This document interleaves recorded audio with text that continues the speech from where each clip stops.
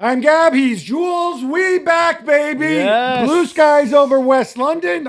4 weeks off. Yeah. Nobody cares about our holiday, so let's get straight into it because there's a lot to get you caught up on. There's a lot of Gianni Infantino FIFA stuff. Yeah. We're gonna get to that in a bit. Rodri, how about that? Stolen from under Real Madrid's noses, possibly. Mohamed Salah has a new home. Vinicius, his new home is his old home. Yeah. Lots going on, but let's start with the Community Shield because Arsenal and Manchester City. Arsenal, obviously the defending champions. City, new manager Enzo Maresca. Some people, like myself, thought, all right, given that it feels like everybody in the Premier League has changed their managers in the last 8 months, City might be the best of the bunch to challenge Arsenal. And they get absolutely destroyed 3-0. And I know it's preseason friendly, blah, blah, blah. But this is ugly. Yeah, I think when you consider goal after 24 seconds like they did, it obviously changes a lot of things in your game plan, in the way you would approach the game and the way you play, and also the way the other team plays. And for Arsenal to score so early then made it much easier in the way they could defend and let the ball to City, which they did, because I think City had close to 60% of the ball in this game. But Arsenal used it much better. They defended really well. There was never really a way for City to break them down. And even when they had a couple of decent chances, like the one for Haaland, the shot from Foden, the one from Cherki, it was just well saved by Raya and not well executed from a City point of view. I still think that there's much more to come from Maresca and City. I don't think anybody should be worried about that performance, but it's a 3-0 defeat and it's not a great start for him for sure. Well, let's get into that because, obviously the window's open and obviously we all have to put in our predictions, who's going to win the title and whatever. And I'm like, this is kind of silly because especially with some teams, they're so far behind where they're going to be, both in terms of preparation, but in terms of personnel. Let's get into, I think for Arsenal, I think that should be briefer. They've been linked with another defender. There's talk of Konsa. There's talk of Kwanzaa. Other than that, I don't know. And obviously there will be outgoings, I assume. Jesus or Martinelli, maybe. We can talk about that in a bit. But we don't expect anybody coming in who's going to crack the starting lineup, do we? Well, maybe on that left-hand side, I think the idea was to go and get another left winger, especially if Martinelli leaves. I think Tolisso was a good replacement for Trossard, but I think they were also looking, like we saw with the Vinicius links, for a player certainly more established, let's say, than a player as young as Tolisso, who did really well in the game against City. But I think they're looking for somewhere there on the left-hand side. And a centre-back who can also play right-back.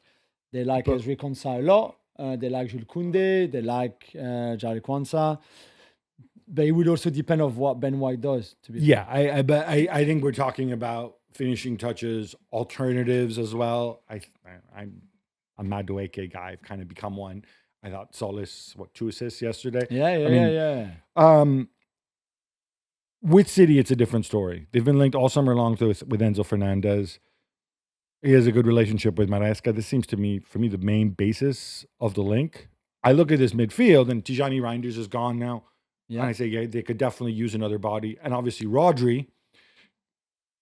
Boadi's the guy they've been linked with. If they get Rodri money in, I'm assuming they can get Boadi, right? Yeah. He's only 18 years old. So people forget this. Yeah. And I really want to emphasize this because I know we have the whole if you're good enough, you're young enough, and blah, blah, blah, or young enough, good enough, whatever. And Lamine Yamal's done it at a very young age. But it is a big ask, especially if you're in midfield. And we saw it in the World Cup too, where you did really well and then kind of fizzled against completely. France. Yeah, fizzled after that opening, 45 minutes or an hour against Brazil. After that, it was more difficult because he's an incredible talent, but still very young. And I think that he could just come in and replace Rodri and have those kind of input, I think is putting a lot of pressure on him. And I don't think he's ready. I just don't think he's ready for that. So you can sign Boadi and he might be ready in a year or two. You can go and sign somebody in between Boadi and Rodri, who nobody's as good as Rodri anyway. But I don't know, let's say a Stiller, if you like that kind of player from Stuttgart, somebody like that who has already more experience than Boadi, who can do a really good job in a team like City, in a Maresca team. Because what we saw yesterday in that game against Arsenal, we can talk about Elliot Anderson a bit later because I'm not sure I really understand the use of him or why not using him more or better. But there was, Kovacic coming. There was this back three: Gvardiol, Ruben Diaz, and Kusanov kind of building. Then you had Kovacic, and then you had the three of O'Reilly, Foden, and Anderson. So there's something interesting he's building, but you need the right players to fit in that. And we'll see if Enzo fits into it, because I don't. he would, Chelsea certainly. put this deadline of Friday at 5, but deadline schmedlines. We know that's it's not. BS. There's We only know one deadline that matters, and that is the transfer window. We're going to break this down further on the Gab and Juls podcast. All right, Jules, let's just try to order kind of what we said. Maybe we'll go by departments. We'll come back. Let's start with the midfield. Since you brought up the midfield, you brought up Elliot Anderson's role. I'm a huge Anderson guy. I would imagine he can maybe. We talked if Boadi's not ready. I mean, you talked about something like Angelo Stiller, who's one of those guys who like scouts and numbers geeks love. Julien Nagelsmann perhaps likes him a little bit less, and other people seem to rate him a little less. I don't know that City are in a position to go and blow a lot of money here on him if they also want to get Enzo and Boadi this window. What are the reasons? And I know you would lose a little bit. I'm wondering if Elliot Anderson can't grow into that role, especially if it is more of a midfield 3 rather than the 2 and the 4. Yeah, no, I think he can. I think maybe the rather than seeing him the way we saw him today, where it felt like it was Kovacic who was more central and Elliot Anderson seemed to be floating around. Yeah. In the 3-1-3, and then obviously the 3 forwards, it was definitely Kovacic more in front. But I think Anderson would play there if Enzo signed, for example. Right. I think having O'Reilly, Foden, and Enzo as your 3 makes a lot of sense. Where you want to have them, then I think Elliot Anderson can play just in front of the 3 who will start the build-up phase. And if you sign Boadi, then that gives you more option. The midfield was always going to be the part of the squad where they need the most rebuilding, or there will be the most changes, because Bernardo Silva left, because Rodri is about to leave, because Nico Gonzalez is not really good enough, certainly for starting position. So you end up spending 116 million on Elliot Anderson. You will spend another 100 million on Boadi, and you will spend another 120 million on Enzo. I really think Boadi and Enzo will end up at City this summer. And just in that midfield 3, you would have spent 300 and, almost 50 million, which is a lot of money. But they're 3 incredible players that, if you use them well, I think can take you to the next level. There's no doubt, because the rest is in place. But maybe not straight away with Boadi. Is essentially what we're saying. But you need another body anyway. So if you have Anderson and Enzo already, with Foden, you're saying that can. Yeah. And even Nico Gonzalez as a backup and Kovacic, that's great. You add Boadi, you have a pretty special midfield, all those 5 for kind of 3 positions, if you want. What you don't have in that setup is Ryan Cherki starting. It's Foden or Cherki anyway, but it was the case last season. Yeah, and it was better with Cherki than Foden. I'm saying this is a big year for Foden. Obviously, he said the whole summer. I'm not going to judge him on the Community Shield, but I think it's pretty evident that the club have gambled on him in terms of extending his contract. Yeah, they're showing a lot of belief. He didn't necessarily. I don't even know if Enzo worked with him before when he was in the youth team, because Foden was already training with the seniors at a very young age. Yeah, no, he didn't have him, but he had him as an assistant. He would have had him as an assistant. There's a relationship there. I don't see Foden and Cherki necessarily as alternatives to each other, and I kind of feel that if the believing in Foden means Cherki's not getting minutes on the pitch, that is going to have to be a big call that he has to make. And the other big call is Foden or Cherki on the side of a 3, even with the one behind, what we were describing with a 3-1-3, or 3-1-3. Yeah, 3-1-3 setup. Yeah. I don't know that's Cherki. I don't know that Cherki has necessarily found his best position yet. You're still talking about a young player. Yeah. But man, the temptation to just saying like 2 wingers, Holland in front, put Cherki further forward, give him freedom, and have 2 guys covering him behind who can pass. It seems like such a straightforward thing. And I know Maresca likes to do more sophisticated things, but maybe I love Shirky too much. I don't. No. I really think it's a matchup between Foden and Cherki for that kind of central role, really, behind the two wingers and Haaland. The wingers are very important for Maresca, and Which is my next point. as we move into the front three there, as we saw yesterday. And if Semenyo and Doku are not in a great day, like they were not in that Community Shield, Arsenal defended really well, were very often 2v1. So it was hard for Doku and Semenyo to really do something special. You can put Foden out wide or even Cherki out wide, but you lose a lot of what obviously made them special. We talked about that a lot last season already. So it's one or the other. You need almost both because you need options and rotations and things like that. But personally, I'm a Cherki guy and not a Foden guy, but that's just me. Do you need another center forward too? If Marmoush, because Marmoush has been linked. People have been trying to move him all summer. Yeah. He doesn't seem to be a Maresca type, let's say. I'm sure he's a wonderful person. And you may need to move him just to get some money back if you are going to spend all that money if Enzo and Buari arrive.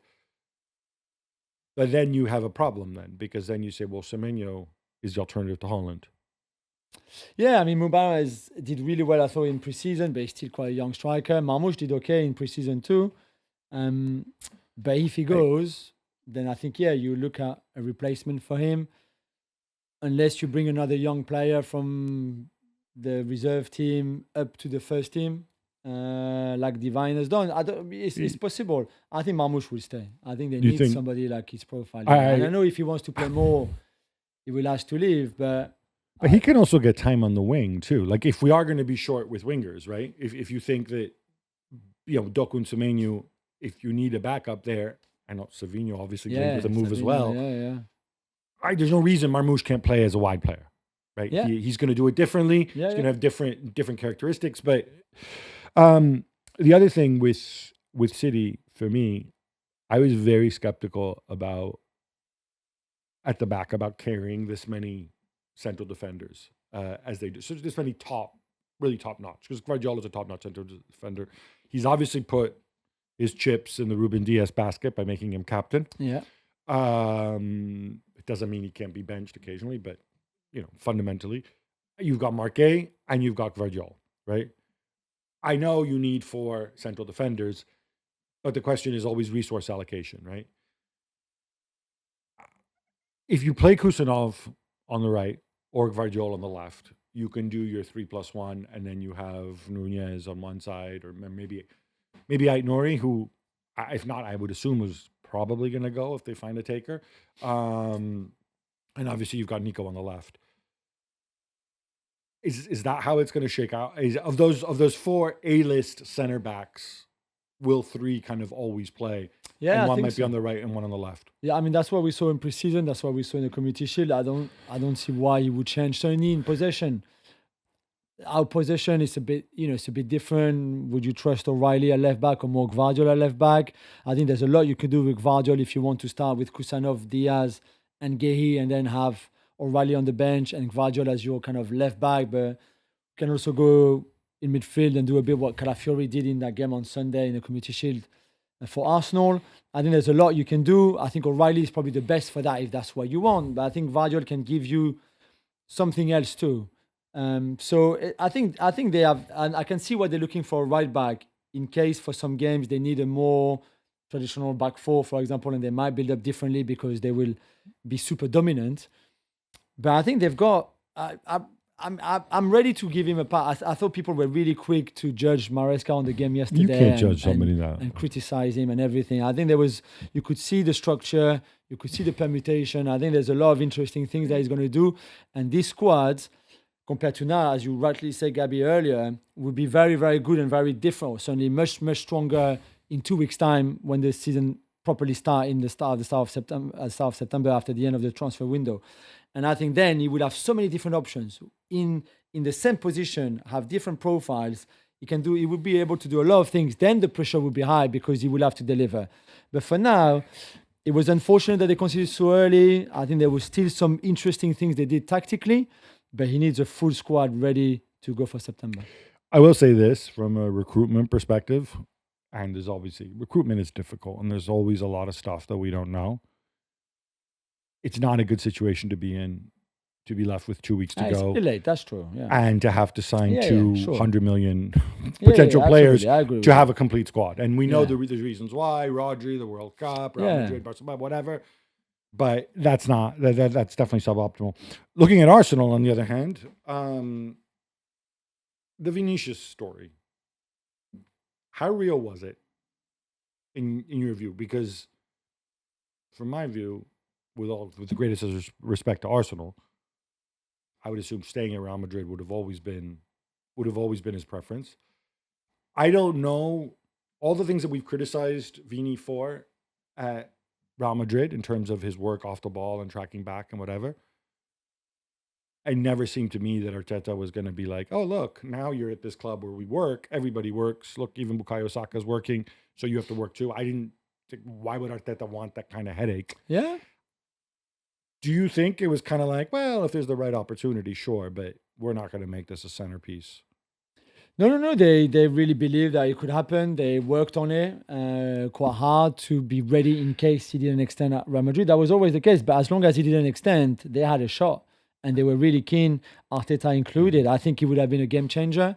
I think it was always a bit of not a long shot, but I think they also knew that staying at Real Madrid was the number one Right. option. And if that didn't happen, and it could have well not happened, then he would have come to Arsenal. The fact that in the end, I think Real Madrid also could not afford to let him go. And then they made the extra effort, they paid the extra money to keep him at the club. For Arsenal, what's interesting now is you missed out on Rodgers because you didn't want to match the offer, well, I think, way over the valuation of the player that Chelsea did. Fair enough. Then you tried for Vinny, and you tried for Vinny believing that there was a possibility, and I think there really was a possibility, but it didn't happen. And so what do you do next? Because Rodgers would have come, and I think Tolisso would have come. Vinny would have come, and Tolisso was already there. So you're a player down, is what you're saying. If Martinelli goes. If Martinelli goes, then what is the next possibility? Do you go for Barcola now and kind of almost break the bank because he would be expensive? Do you look at another option of maybe a younger player? Mika Götze was a possibility before he went to PSG. Do you go like that? Or you say to Martinelli, listen, we're going to keep you at least until January, and you have that left-hand side with Martinelli and Tolisso, who work really hard, who are really good players. And Madueke too. Like it's not like Madueke goes away. Presumably, hopefully Saka will play a lot. Yeah, exactly. Eze can play on the left side. So you probably covered. For me, it's very simple. For me, I say, look, until Daumann's ready, because Daumann's the horizon, right? It's very simple. You go to Martinelli, like you've been on the market for 6 months. Nobody's matching our valuation. Obviously, if somebody comes and says, hey, I'll give you 60 million for Martinelli, fine, right? But I would say, like, are you up for a 1-year extension? And it's going to be like last season. In other words, Solis is Trossard. Yeah. But he's a younger Trossard who's new to the club, so presumably won't get the trust that Arteta had in Trossard. So there will be opportunities for you. We need your different profile from Solis. You're fast, you're direct in a way that Solis isn't. Mm-hmm. And you're going to compete on that left-hand side with Solis and Madueke like you did last season, and we won the title and we reached the Champions League thing. Yeah. And even at the risk of him leaving on a free, it's really not the end. I don't think it's the end of the world if that happens. No. I would try to give him a 1-year extension and maybe a little bit more money. That, for me, makes a lot more sense than going and blowing another 60, 80 million. Arsenal have spent so much money, and the reality is, and this takes us to the other argument, those Miles Lewis Skelly stories and that were those words, pure profit, right? We know it's kind of almost like ugly words to use when we're talking about human beings. Yeah. But because, when somebody's been at the club a long time, like if they were to sell Saliba, he would basically be pure profit because he's been there long enough that he's, his residual amortization is very low. Yeah. I don't know how that even came up, or how seriously to treat the Lewis Skelly thing. Certainly, with him starting, there are a lot of bodies for that midfield. Hopefully, it means Rice plays a little bit less because, and you can preserve the best version of Rice. But they're going to have to. I mean, we can rule it out, right? Yeah. I was told there was Okay. nothing in it at all. I don't know where it came from. So then there's a Nwaneri issue potentially. Yeah. But that was always which always we the know. case. He wants to play. Yeah. And I think he needs more minutes. Nwaneri, you don't sell Nwaneri. You loan him. No. You Yeah, loan he's got a him. You long-term have to contract. do isn't it? that. And then Gabriel Jesus, he's linked with Napoli. Yeah. You're not going to get any money back. You shouldn't get any money back. No. For him, you wish him well, and that's it. The additional defenders all based. It's all Ben White contingent. Do we think? No, it's the Saliba injury because obviously we're not sure exactly. Well, it's a long-term one, and he might be back in December. He might be back in January. We don't know. And Timber is also injured. So right now, if something happens, Timber's much closer, no? Well, yeah, but still not ready yet, not training with the team or anything like that. So if something happens to White or Mosquera, then suddenly you're looking at it in a very different way. So that's why I think they're looking at that position especially. And I think that's probably a position where there's something interesting to do, even for a Konsa or a Koundé or people like that. This is where I go back to my favorite thing, which we're going to talk about later, which is veteran player on loan. Yeah. Thank you, Liverpool, for finally doing that. We'll get to that with Ronald Araujo later. I think that's a great deal for Barcelona. But hey, you got a body. I might have chosen a different live body, but you got a body. But in terms of starting 11, what we saw from the Arsenal, for me, I saw Odegaard back. When I was critical of Arteta last season, it's because I was like, Odegaard and Saka are your best attacking players, and Kai Havertz. And when I look at this and I see that Saka's on the bench, you're coming in, he's not fully fit, Odegaard is ghosting through games, even when he's playing, Gyökeres is starting instead of Havertz, I'm thinking, I want to see technical Arsenal. I want to see Arsenal outplay opponents rather than outset piece them. And, and we know you can do that, but because you need to have that other dimension when you have so much talent. If we get this Odegaard all season long, Arsenal are really going places. Yeah, I think so. I mean, the momentum of the World Cup was always going to be positive for him. And I think he's ready to go. I would have liked him to have a bit more rest even, because he feels like he had a bit of holiday but came back pretty quickly and pretty strongly. So he might have a dip in form in November, December, which I think for a lot of the players who went far in the World Cup is to be expected, whoever you are and wherever you play. But the form that he showed yesterday, and again, we've said it many, many times, but he's so important, not just for Arsenal with the ball, but also obviously in the press and the counter press without the ball. So they need him at his best. I don't know what that means for Eze, for example, and other in that position. There will be a lot of games to play for everybody. We didn't mention Eze as an alternative on the wing. No, I said on the left. Yeah, I said Eze can play there. But yeah, he's better as a 10. So you have Eze, Madueke, Solis. Madueke is the replacement to Saka on the right. I think he rarely plays on the left. But if Saka, we're hoping Saka's playing, right? Saka's fit. Saka's Arsenal's best player. Saka plays, right? Yeah. Well, we will have to think in absolutely, terms. And then, but then you have Madueke, then part of that rotation. Yeah, but not high in that picking order, I think. Maybe not high, but you're still an option there. Yeah, sure. And then if you also keep Martinelli, and you have Dalman, I mean... Yeah, Dalman is after Madueke on the right. But he can play on the left too. Yeah, but not really. You don't think so, Dalman, with his physicality? I think there's an interesting point to be made of should they make Dalman play on the left, like build him to play there. Right now, he's not ready to play there. He's got all his life he's played on the right-hand side. He's still a young player that even is learning to play on the right-hand side as a left-footed winger. So to move him to the left now would be, I think, very difficult. But you could do some work with him so that he can get there at some point. But right now, he's not. I've had people tell me his future is probably not as a winger, and he probably has a skill, 3, 4, 5 years down the line to actually play as a 10, which I don't know if that position exists very much in football anymore. But I agree. So basically, well done, Arsenal. There's not much argument here. They are the favorites right now to win the Premier League. All right, enough Community Shield. How about some quick hits instead? Let's go, Gab. It's a story that has dominated the headlines post-World Cup, Jules. FIFA President Gianni Infantino's plan to spin off FIFA's commercial operation and sell 20% of it to a group of investors led by Josh Kushner and our old boss, Bob Iger, too, did not go down well. Nope. With CONCACAF, Asian Football Confederation, UEFA taking a strong stand against him. Jules, where do you stand? Did you like the Infantino plan? No, I didn't. I thought it was an absolute disgrace. I thought it looked well dodgy too. The way it was done, the fact that Infantino himself didn't really inform anybody around him, that it was very much his own decision. I thought it's a shameful move that he made, and I think he's paying for it now because he's under a lot of pressure. A lot of people want him out.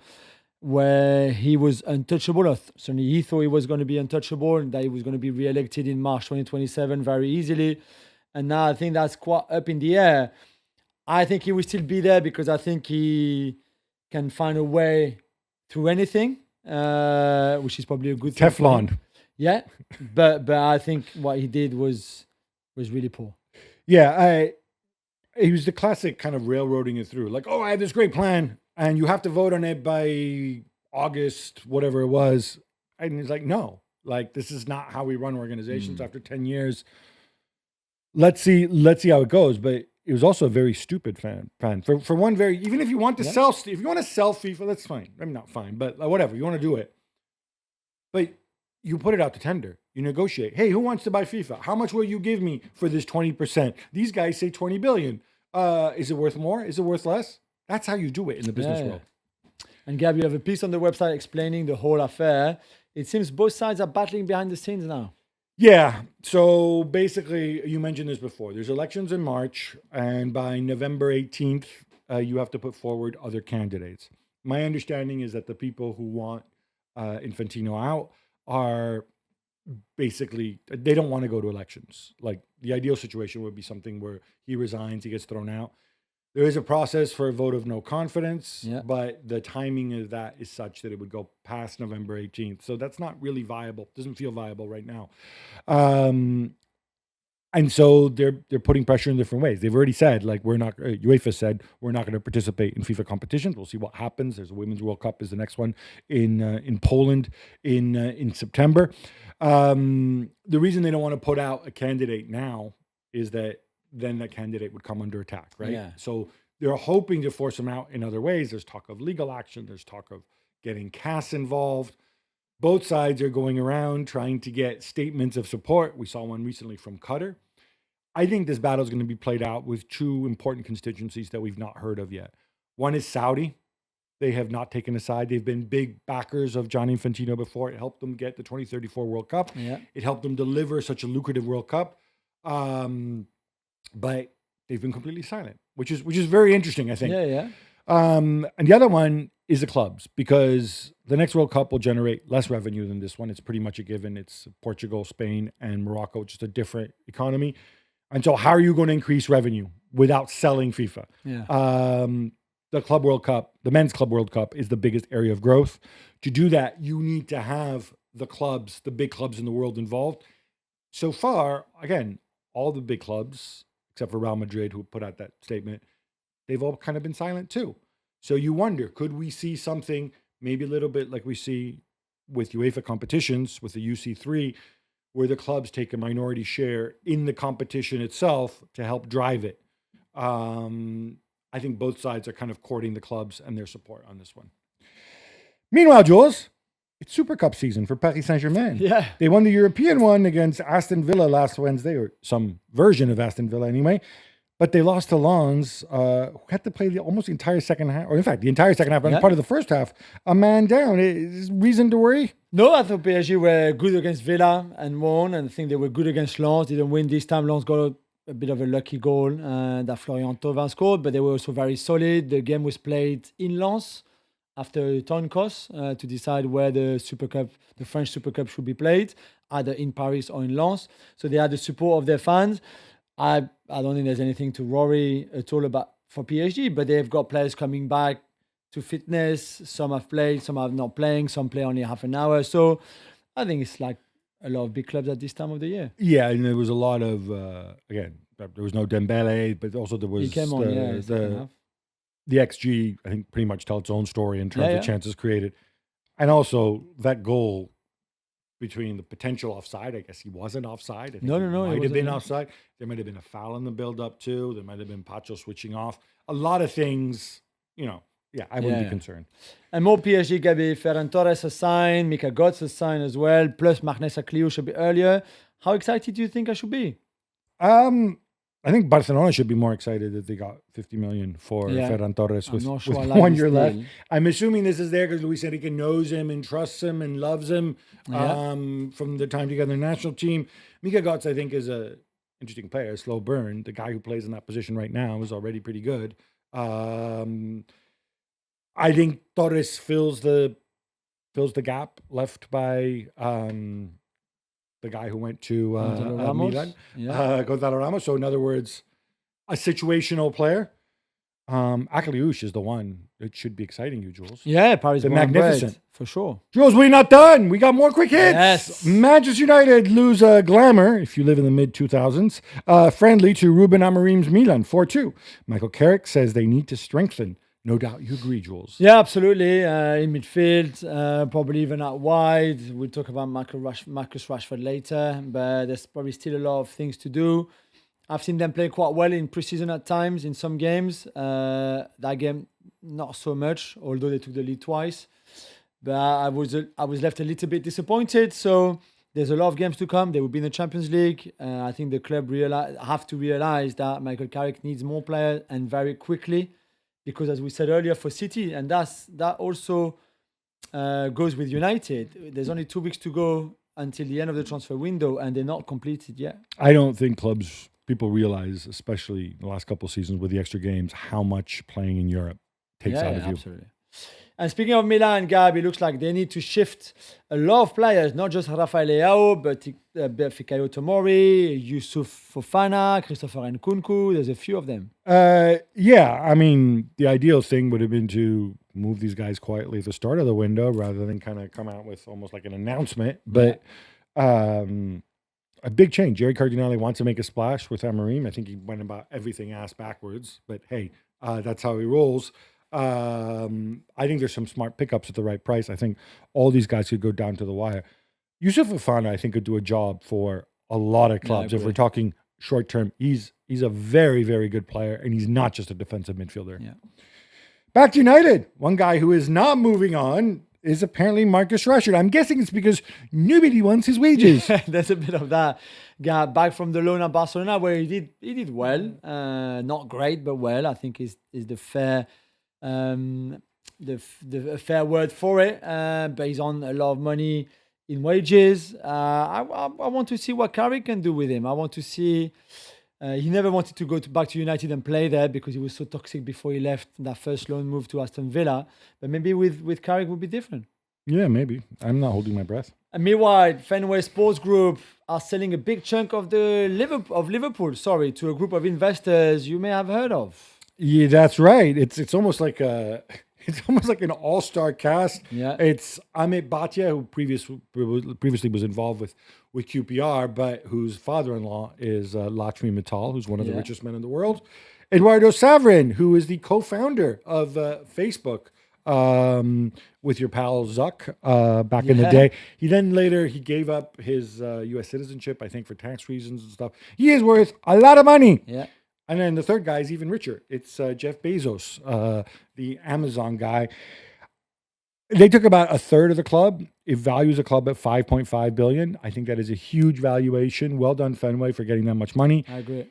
They're going to be silent partners, and I think our listeners are sophisticated enough to know that just because the guy who owns you has a lot of money doesn't mean that you're going to sign Lamine Yamal tomorrow.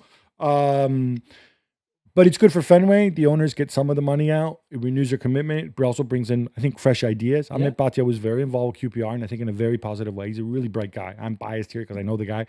So I think they're in a really solid spot. A long-running saga ended this summer when Vinicius Jr. extended his deal with Real Madrid. We touched upon this earlier. And with Jan Diamande joining from Leipzig to man the other flank, Jose Mourinho won't be able to complain about not having flying wingers, Jules. That's true. Now let's see how Vini and Mbappe and Bellingham and Diomande can play together, and who is behind them and who is going to do the defending. Tchouaméni and stuff like that. Valverde. Yeah, probably. But on paper, it's great. I think Real Madrid did really well in the transfer window this summer. For Mourinho, the money they spent, the players they bought, I think they should have gone for Rodri, we mentioned earlier. They tried. But they tried. Well, did they really try? But I so thought- we see. The balance will be key, obviously. And we're delighted to say, obviously, if you're listening to us from France, that you'll be able to see La Liga and Real Madrid and Mourinho every single game on Disney Plus in France in French. So we've got that to look forward to as well. And we talked about Rodri from the City perspective earlier, and I just touched upon it as well. But is this a good deal for Barca, do you think, Gab? No. Too expensive? He's 30 years old. He's hardly played the last 2 seasons. Spending that amount of money in a position where you already have Frankie de Jong, you have Casado who may go and whatever, but if he's going to go at a price. Now you're going to get less for him if you do shift him. You have Bernat, presumably. You have Pedri there. He's been playing deeper. If you're going to keep playing that 4-2-3-1 variation, if Eric Garcia, in theory, he's done it. So I don't see the logic to it. I think Rodri's is a very good player. I don't think he's a game changer in that role for Barcelona the way they play. If part of your issue is the high line and people chasing back towards the goal, he's not going to help you with that. Yeah. So no, this makes no sense to me. Jorge Valdano had a good line about it. He said, yeah, well, it came out to around 70 million because it's 30 million for Rodri and 40 million to stop him going to Real Madrid. Yeah, probably. Yeah, it's a lot of money. Too much money for me. Xavi is the new Holland manager, Jules. I was not expecting this. No, me neither. And to be fair, I don't think it was first choice. I think they obviously went to Arne Slot and Peter Bosch and people like that. Well, and more bald Dutch guys. Yeah. At least Xavi has hair, right? He's got hair, beautiful hair, even. But even if you're not first choice, it doesn't matter so much. I like this a lot. I think Xavi will do well with the Netherlands. Finally, the right guy for the job after the guys that we had before.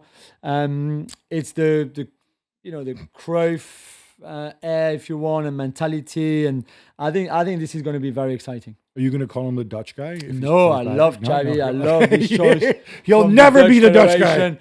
You know, he can't do worse than what I was there before, I think. So, Let's talk keepers, Gabby. Zayn Suzuki joins Aston Villa from Parma for around 30 million euros after he almost went to PSG. And we thought that meant that Dibu Martinez was going to Juventus. But now it's not so clear. No, the latest today is that Juventus have said, Emi Martinez is a little too expensive. Let's get on the phone with Spurs again, talk about Vicario. Yeah. Villa are in a bind. They're in a bind now. Emi Martinez, okay, whatever you think of him, most people would say he's a top 10, if not top 5 keeper in the world, right? Yeah. And now he's in a situation where he's a year away from free agency. I mean, Juventus were hoping to get him for 6 million. It's kind of crazy. Yeah. When there's a lot of clubs, a lot of big clubs who have worse goalkeepers than Emi Martinez. Yeah, definitely. If they say it's just too expensive, the reason is there's agents and fees involved. We'll see. This is definitely one to monitor between now and the end of the window. I'm going to go back. I know Sané Lamens, they liked him, although then he cost Belgium their place at the World Cup with his mistake. Are you sure if you're Carrick, you wouldn't think about it? I would. I wouldn't. All right. No, Okay. I wouldn't, That's fine. for sure. That's fine. Yeah. Enjoy your Sané Lamens. I think so, yeah. He was certainly better than Martinez last season. And he degenerates back into Onana. Anyway. Also happening while we were away, Eddie Howe out at Newcastle and Matthias Jaisle coming in. Jules, I'm a fan of Jaisle. Yeah, it's exciting, although obviously he's been in Saudi for a few years now, and let's see what he does coming back to Europe after being very promising earlier.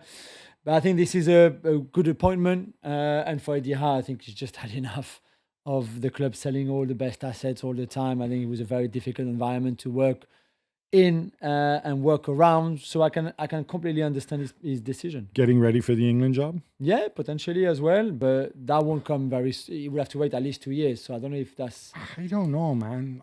Maybe not. You're right. But I was surprised Tuchel hasn't been given a harder time. Let's see how things go. Me too.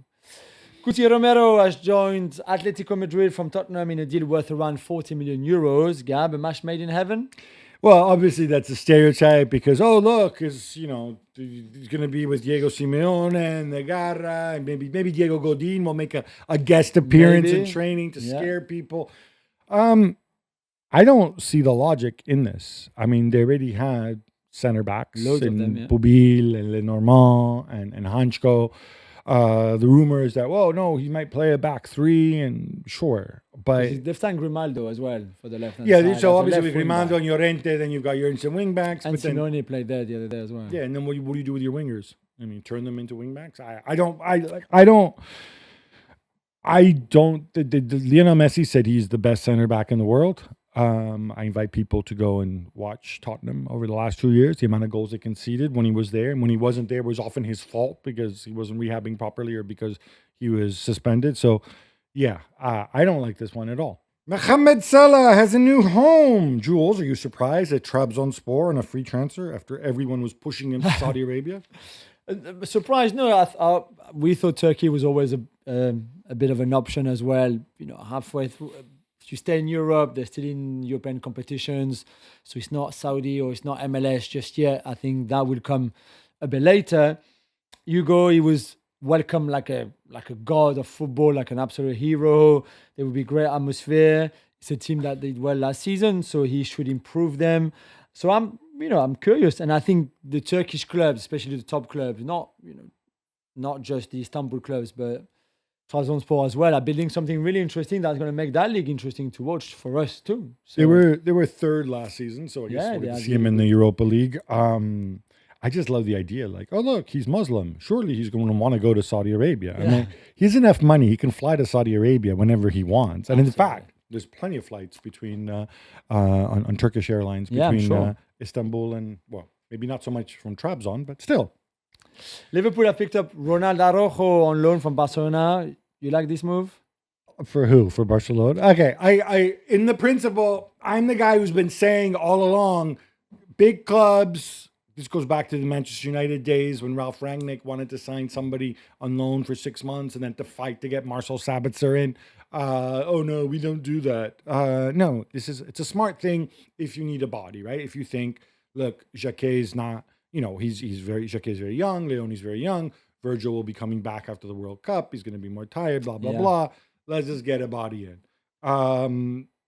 You don't even think about doing this on a permanent basis because he has a contract through 2031 and he's 27 years old, which I think is just crazy. Yeah. From Barcelona's perspective, makes no sense too.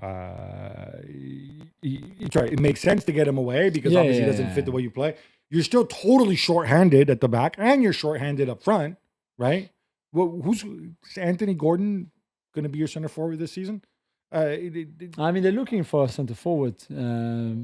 Yeah, well, Obviously, but they haven't found it yet. Pavlidis, I think they will sign him. They will sign one between now and the end. Well, they have to. Yeah. They have to. They've got nobody. And at the back, it is another body that leaves.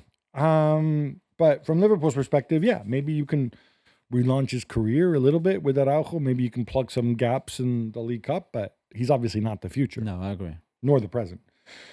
Jules, none other than Sir Alex Ferguson, appearing in a Netflix documentary, told us what many suspected, what would have been reported even, but not confirmed. We've said it many times. But we weren't sure.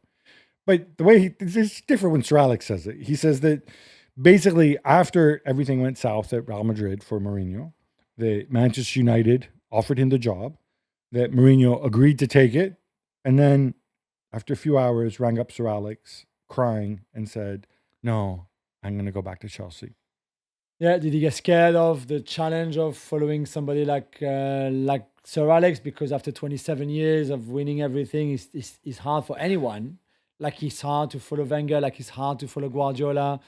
But even probably more for Wenger and Fergie because of the time they spent at those clubs.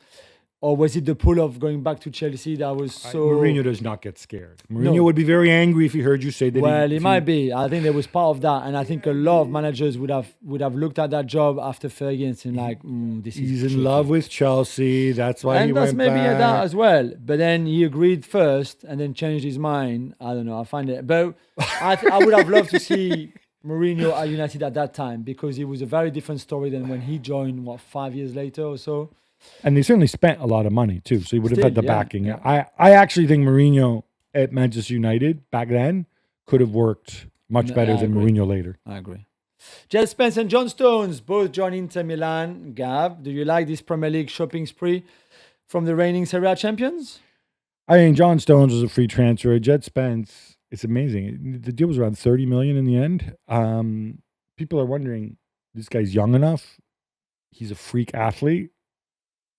He has Tuchel's trust in World Cup games. Yeah. Why is he available for so little money? Why? I mean, Arsenal are messing around with Ezri Konsa. We're talking 40, 50 million. Konsa's like 5 years older than Spence, or maybe not 5, but certainly. Why? There's a reason. There's a reason people aren't Sure. turning towards Jed Spence. I'm just going to leave it at that. He was at Genoa on loan in Serie A. I think he's a good fit if you want a fast guy running up and down the flank.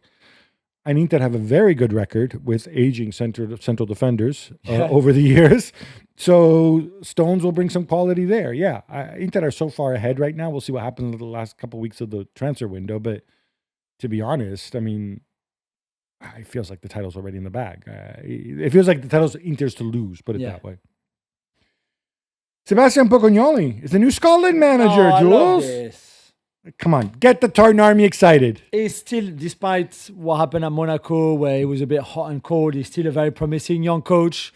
I'm a bit surprised that he kind of leaves club football behind him, certainly for a few years now, to take charge of the Scotland team. But for Scotland, I think he's good. They will have an identity. I think he's a very exciting coach to play for, to work with. I think he will help this team, and not just this team, but he's got always a great vision. Certainly he had at Monaco of a bigger picture with youth teams and things like that. So I think this is really good for Scotland.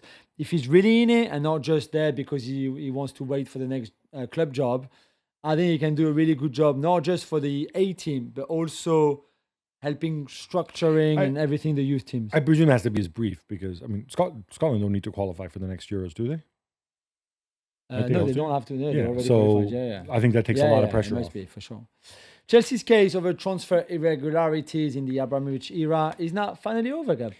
That's right. If you remember, they had 3 separate cases, and these are allegations that Chelsea paid essentially kickbacks, that they engaged in false accounting. The Abramovich era, Chelsea's new owners, Todd Bowley and Badade Bali, self-reported this and said, oh, look what we found when we looked in the books, all this dodgy stuff. But look, we're telling you that this happened.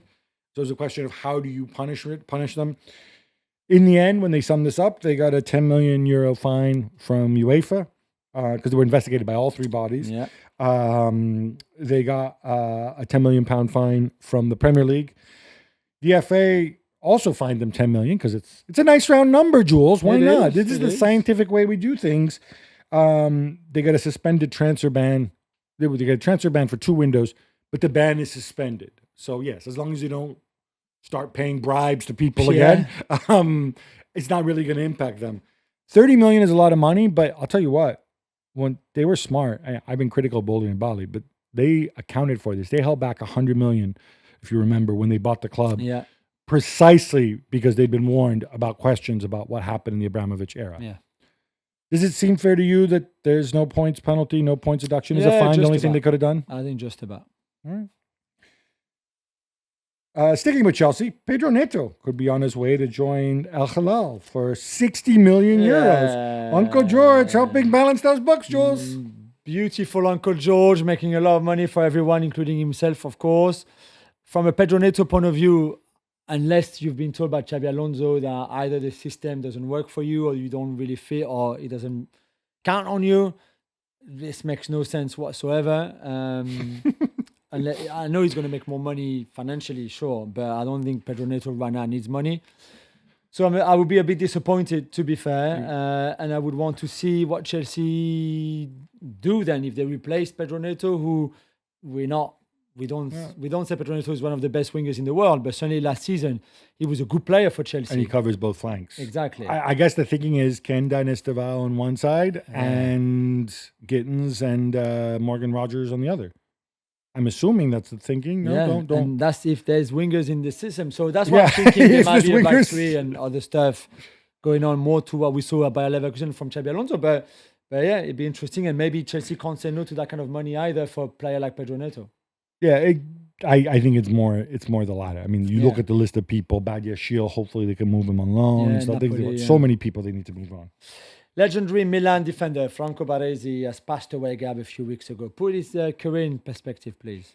Yeah, I mean, Franco Baresi, the legend begins when he's 10 years old, when he and his brother go and have his brother Beppe, I think was 2 years older.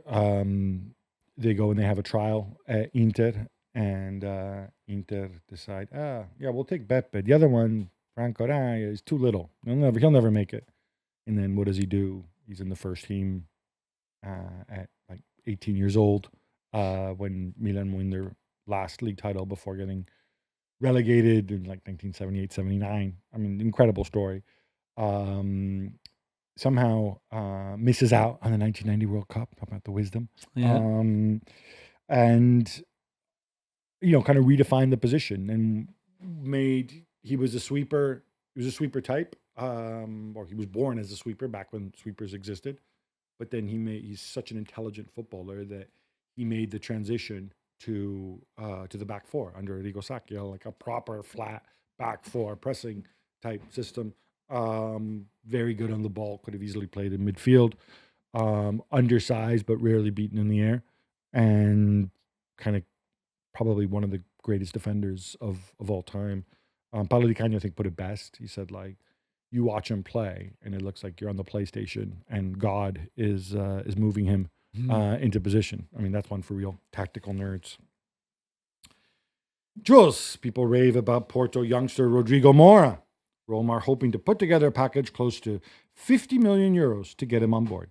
Yeah, he's expensive, although he's only 18 years old, because he's that promising. But again, it's a lot of promises from the Portuguese league. We've seen it so many times before, and that's why I think other clubs have been quite cautious around Rodrigo Moura. That want to wait a little bit more to see his development and the evolution of his play. Maybe if you're Roma, you're thinking, well, we have to take him now because if 2 years' time he continues his progression, then he'll be out of price for us. Maybe.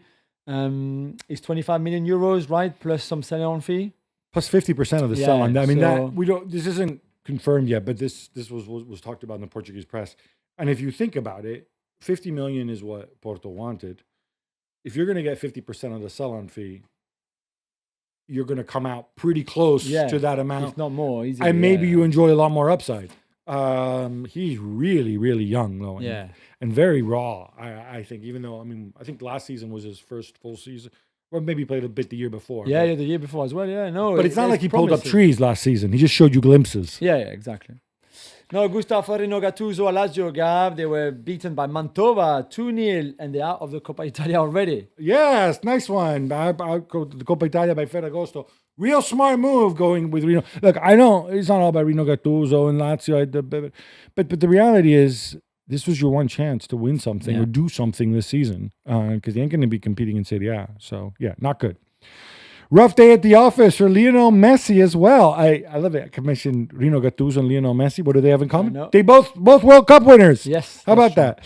He makes his first MLS start for Inter Miami after the World Cup. He played before, but in the Leagues Cup.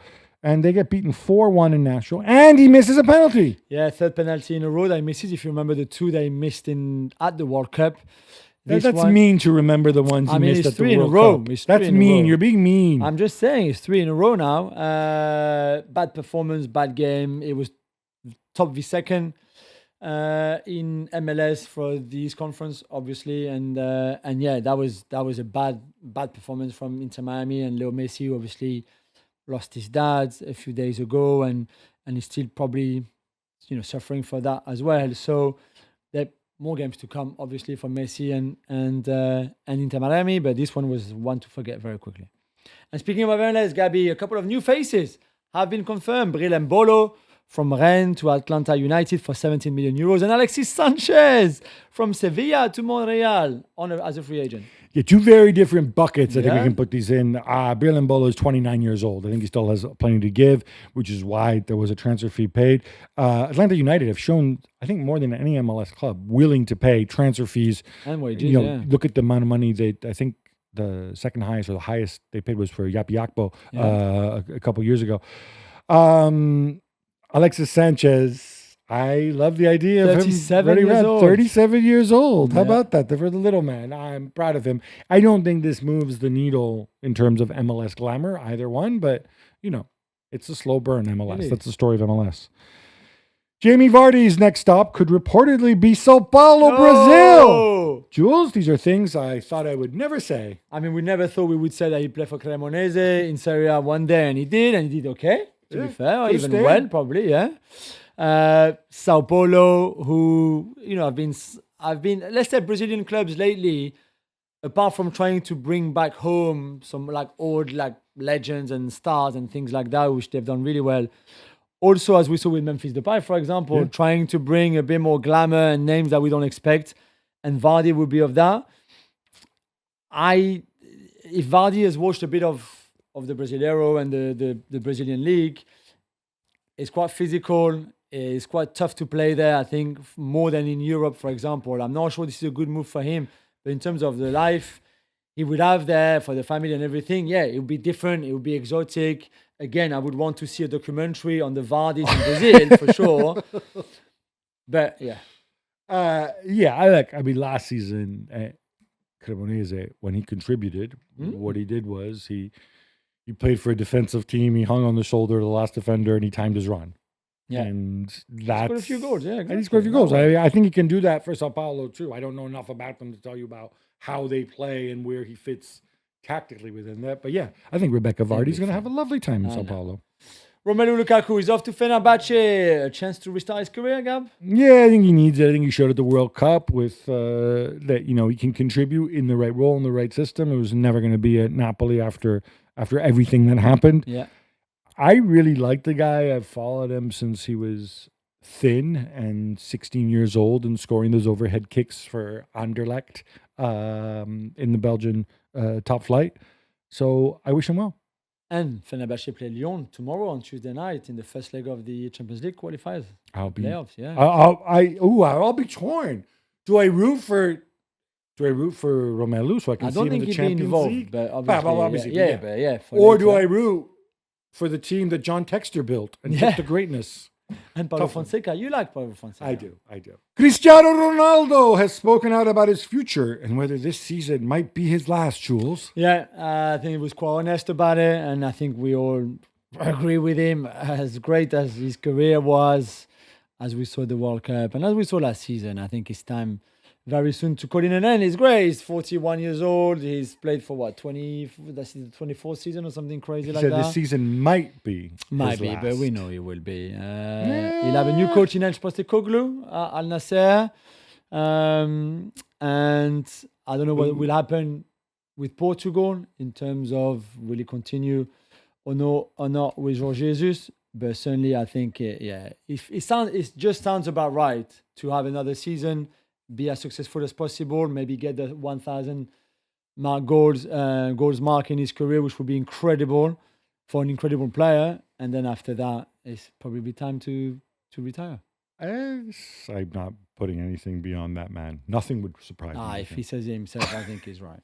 And finally, Gabby, remember the Swansea ball boy who became famous after being kicked by Eden Hazard in 2013 in that game? He's about to become a multimillionaire. I love these stories. Where, we said it before. We told it before. I know, but now it's actually happening. I know, but now it's actually happening.